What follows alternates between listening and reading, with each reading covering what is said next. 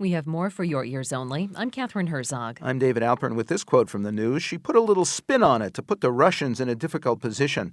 That was a senior Defense Department official on Secretary of State Hillary Clinton's charge that Moscow was supplying attack helicopters for use against opponents by the increasingly brutal Assad regime of Syria. The Kremlin claimed it was simply returning Syrian craft sent for servicing, and the episode further set back President Obama's plan for a more productive reset in U.S.-Russia relations. The UN also suspended all operations in Syria. Now this. Whether it's pushing a button on a telephone, knocking on the chaplain's door, or texting your team leader, help is readily available. Despite that assurance by Marine Sergeant Major Brian Battaglia in a Defense Department video touting its recently augmented mental health sensitivity and services, the rate of military suicide has reached a new high. New Pentagon statistics obtained by the Associated Press show 154 suicides in the first 155 days of 2012. Indeed, active-duty suicides are exceeding combat deaths in Afghanistan by 50%. The numbers came as a surprise to the military leadership, which began to take mental health much more seriously after suicide deaths exceeded combat deaths in 2008 and 2009. The Defense Department launched substantial efforts to assist its active-duty members, creating hotlines, deploying more mental health professionals, and prioritizing stress management. A new Office for Suicide Prevention and Risk Reduction was established. So why are the rates climbing, with half the suicides committed by personnel who had never even seen combat? On the line to shed some light on this critical issue for your ears only is Jason Hansman, a veteran of the Iraq War and now the membership director and online community manager for Iraq and Afghanistan Veterans of America, or IAVA.org. Welcome to our program. Thanks for having me. Well, the big question has to be, why is this happening? What do you see as the most important factors for those who've seen combat, and are they different for those who have not? I think many of the issues are the same. I mean, we're seeing record unemployment amongst veterans, which causes undue stress for even those that are still serving. And then stigma. I mean, there's always been the stigma in the military, and I think while some steps have been taken to reduce the stigma, it still exists, which kind of prevents people from seeking help when they need to. The Defense Department has implemented new programs and tried to fight this stigma surrounding mental illness. From what IAVA can tell, are they badly designed or just insufficiently funded and staffed? I think the stigma issue, and I think there's still a shortage of mental health professionals and knowledge about the issues within the ranks of the military. I think we're getting closer. I don't think the programs are badly designed, but I think vets or active duty members of the military aren't seeking them out like they should. Do you expect much in the way of suicide prevention from stepped-up research on brain trauma and post-traumatic stress disorder? I think there will be. I think we know that PTSD and TBI, they're both the signature wounds of this war and contribute to this rising rate of suicide. So from these research programs, I think we're going to see more and more mental health benefit for the soldiers and for veterans and as their contributing factors. You talked about the stigma. One top general last week was quoted as saying, in essence, just shape up. That can't have been very helpful. Absolutely not. And those kinds of attitudes are completely not helpful. And to see it come from a general within the military is even more distressing.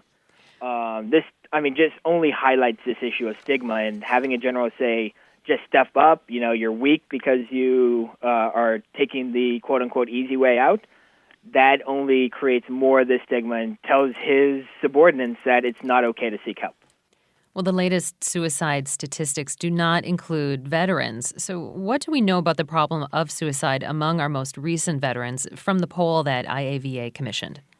What we know from our poll is that 37% of our members, myself included, know fellow veterans who committed suicide. That is a very high number. The problem is, as you mentioned, that we only have the active duty numbers, and that the veteran side of the equation, the puzzle, is just non-existent.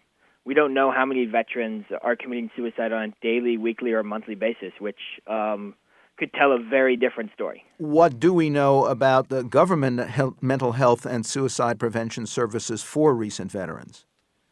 We know that the VA has really stepped up their outreach and their programs for mental health and suicide. They're still, especially on the mental health side, they're not quite there yet. We know that there's a shortage, and we know that veterans aren't getting the care that they need in a timely fashion.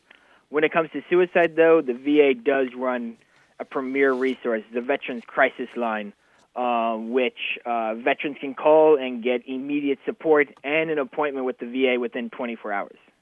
Well, how is IAVA attempting to deal with the suicide problem, especially during these tough economic times? Tell us about some of the programs that you offer. I think one of the programs that we're offering is smart job fairs. You hit a great point, is that the economic situation is part of this puzzle. So we're trying to help vets get jobs. We've also partnered with the Veteran Crisis Line to be able to provide mental health resources immediately to any vets that need it.